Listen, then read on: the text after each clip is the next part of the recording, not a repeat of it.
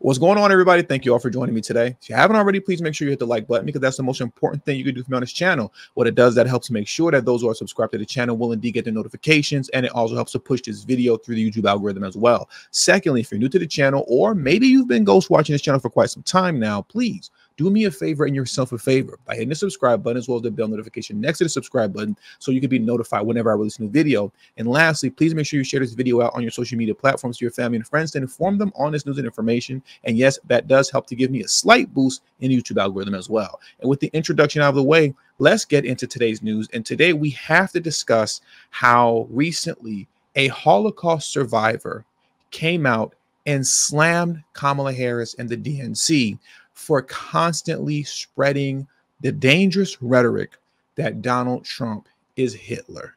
And to elect Donald Trump into office would be to elect Hitler into office. This man completely slammed her, and thank goodness for that. Now, what I want to do, though, before we get into what the Holocaust survivor had to say, I do want to take a moment to just expose the Harris campaign and the DNC overall over the dangerous rhetoric that they've been putting out. I want to go through a series of clips that shows that they are creating an environment indeed that leads to assassination attempts and potential, possibly more assassination attempts on Donald Trump if he is elected into office. Look at this ridiculous and sick video right here from Tim Walz, in which he's speaking, I believe it's to a group of college students, and he's talking about how if Donald Trump is elected president, essentially, we're all going to be rounded up. Look at this. Watch this for yourself. Look, I don't say this lightly, because I didn't, in my 60 damn years, I didn't think I'd ever see a candidate for president praising Adolf Hitler's generals or talking about using the military against their enemies. And I mean, it's pretty stunning. And I said, look, I recognize I'm on the top of his list, but don't kid yourself. You're somewhere on that list too if you disagree with these people. That's who they are. On the top of what list? And not only is Tim Walz on the top of this mythical list, this mythical hit list that apparently Donald Trump has, which he doesn't, but everybody in attendance is apparently on that list too. Donald Trump is literally just going to apparently round citizens up, as well as his political opponents, and all of them in the street by way of the U.S. military. This is something that even Biden echoed. The sitting president of the United States echoed this nonsense as well. He is talking about doing away with the entire Department of Education. He's talking, he means it. This is not a joke. This is a guy who also wants to replace every civil servant, every single one. Thinks he has a right under the Supreme Court ruling on immunity to be able, if need be, if it was the case, to actually eliminate, physically eliminate, shoot, kill someone who he believes to be a threat to him. The Supreme Court is now protecting Donald Trump so that he now has immunity to use the U.S. military to citizens and politicians who disagree with him.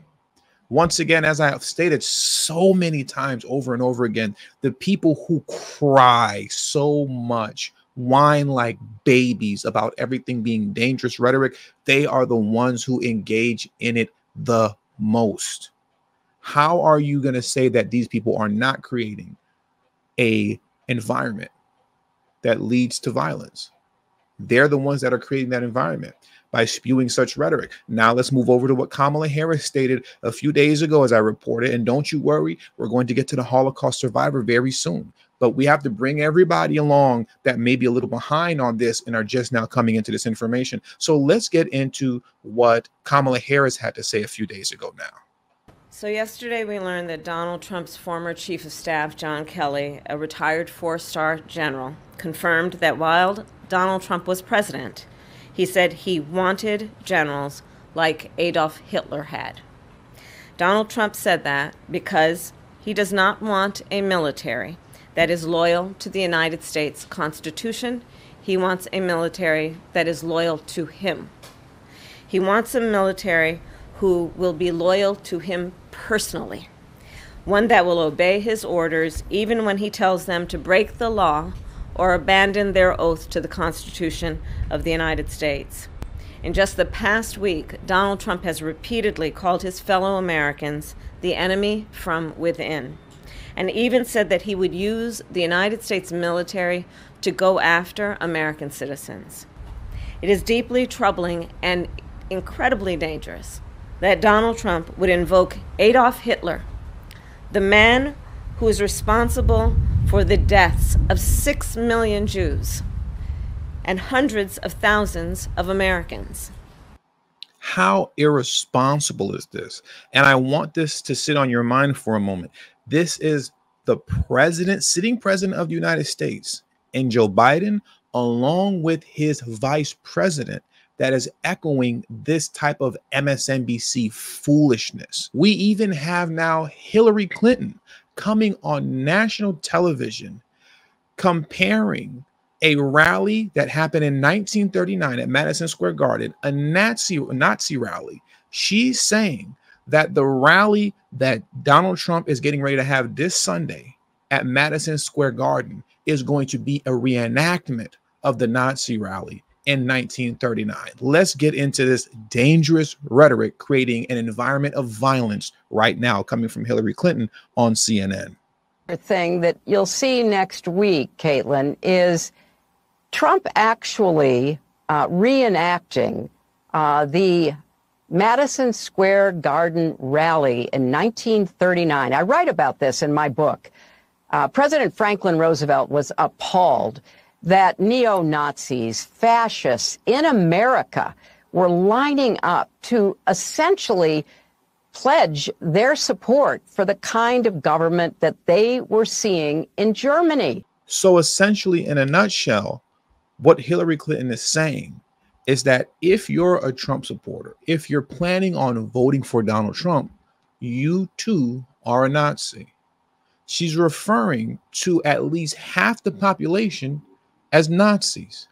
And if you're referring to those who are going to vote for Trump, like myself, as that, essentially you're putting a green light, a target on people like you and me.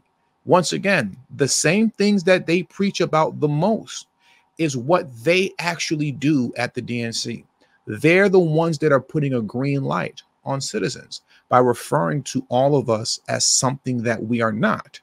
That's what they are doing. Now, the Trump campaign has recently responded to all of this dangerous rhetoric. As you can see here in this article titled "Trump Campaign Slams Hillary Clinton for Claiming the Ex-President Will Be Reenacting 1939 Nazi Rally at Madison Square Garden." The Trump campaign has responded to it.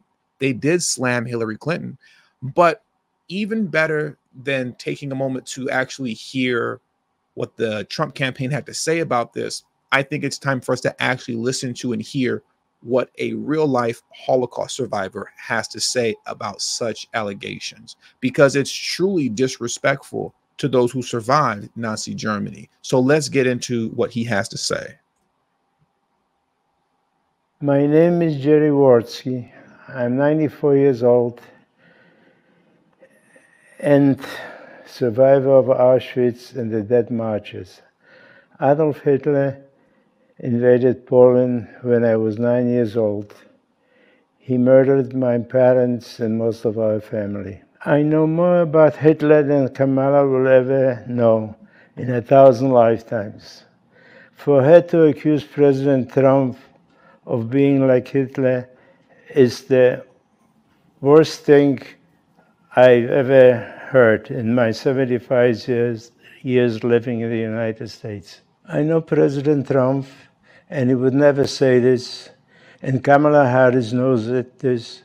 She owes my parents and everybody else who was murdered by Hitler an apology for repeating this lie. And he's 100% right.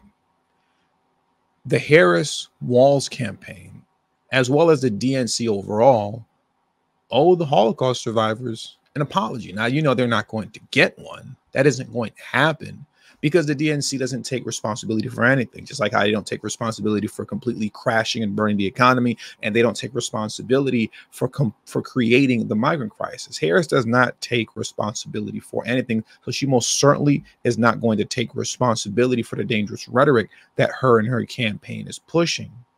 But I just wanted you to see that even Holocaust survivors are now coming out and speaking out against Kamala Harris for pushing such nonsense. It is very clear that Kamala Harris and the DNC are the very people that they continue to warn you about. They are the dictators. They are the totalitarians. They are the fascists. And with all that being said, that does it for today's news. So I want to thank you all for joining me today. Please hit the like button on your way out. Subscribe to the channel if you're new to the channel. Share this video out on your social media platforms. And also don't forget to follow me on Telegram and Rumble at TD Media Group. Please do that. That is extremely important. Both my Telegram and Rumble link will be in the description box below, as well as pinned in the comment section as well. Thank you all for your time, and until the next video, peace and have a great afternoon.